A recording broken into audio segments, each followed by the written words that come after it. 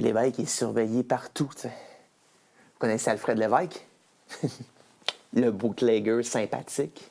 C'est à Rivière-Bleue, tout le monde le connaît. Lui et sa femme sont arrivés ici en 1919, exactement en même temps que la prohibition fait rage partout, mais qu'au Québec, il n'y a rien pantoute. Ouais, 1919, il arrive ici, il arrive du Nouveau-Brunswick, à Albertine Collins, sa femme, puis lui, ils se partent un petit commerce, un restaurant, puis une entreprise d'embouteillage de liqueur douce. Tu sais. Un beau front sympathique, mais en réalité, c'est une crapule. C'est un gangster. Tu sais. Lui, il connaît Al Capone, mais il a tout établi un réseau pour rendre le gars agréable. Tu sais, il avait un charisme naturel, M. Alfred Lévesque. Tu sais. Fred Lévesque, là, tout le monde voulait être son ami. Tout le monde, tu sais. Il faisait travailler tellement de monde, là. Puis il s'impliquait dans la société. Il s'impliquait, tu sais. Juste pour te dire à quel point le réseau qu'il a bâti est important, là. M. Lévesque, là, il y avait 3 goélettes à lui, pour sa business, pour pouvoir aller sur les îles Saint-Pierre-Miquelon, parce que là-bas, c'est des îles françaises, donc c'était un autre pays, prohibition, rien pantoute. Donc, il y avait 3 goélettes.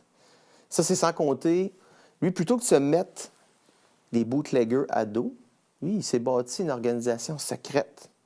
Ouais, juste une belle organisation secrète, puis il a comme fédéré, syndiqué, si on peut dire, là, en gros, là, 2000 bootleggers. Il leur disait, continuez à faire votre business, mais moi, on va vous organiser le transport, on va vous organiser, genre, la surveillance. Tu sais, il y avait une armée d'1 millier de gars de chantier avec carabines, fusils, couteaux, tu sais, genre, pour surveiller ses arrières. Puis ça, c'est sans compter les 800 employés, là. 800 employés qui travaillaient pour Alfred Lévesque, là, sur le transport. Fait que, tu sais, c'est vraiment un gars qui était organisé. Mais tu sais, quand je te dis que c'était un gars qui était sympathique, là, ben, il a contribué là, à faire construire 2 églises. L'église de Saint-Hilaire, puis l'église de Baker Brook. Oui, c'est ça, Baker Brook. 25 000 qu'il a mis de sa poche. Mais tu sais, il ne l'a pas mis direct. Il n'a pas fait genre, voici 25 000 construisez vos églises. Non, c'est pas ça qu'il a fait, là. Lui, il a passé par les matériaux de construction. Tu sais. Il a fait un peu blanchir son argent en payant finalement les matériaux de construction pour ces églises-là. Quand même ratoureux, mais tu sais, tu peux pas être contre une personne qui met 25 000 pour une église, même 2 églises.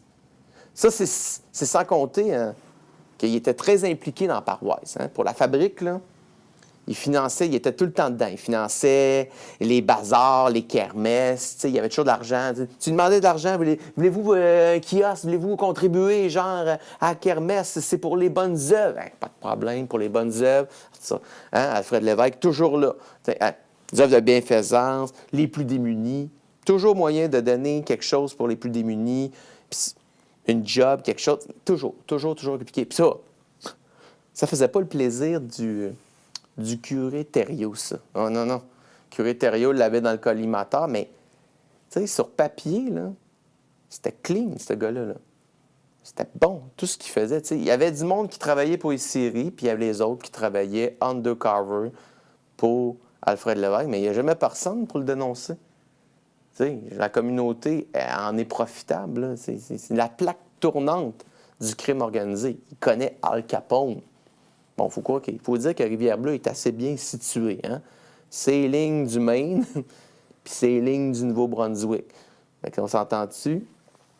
Tout est proximité. La rivière du Madawaska, qui permet d'aller sur le train pour le transport du matériel. Tout est là.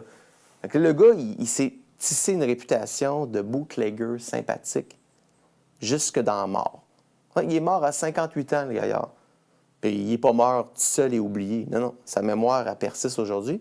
Puis pour te dire à quel point c'est un gars sympathique, 1000 personnes. 1000 personnes sont allées à ses funérailles. Non, mais t'en connais-tu du monde, toi, que 1000 personnes veulent lui honorer sa mémoire? Moi, une crapule sympathique. Ça reste une crapule, mais sympathique quand même. En tout cas,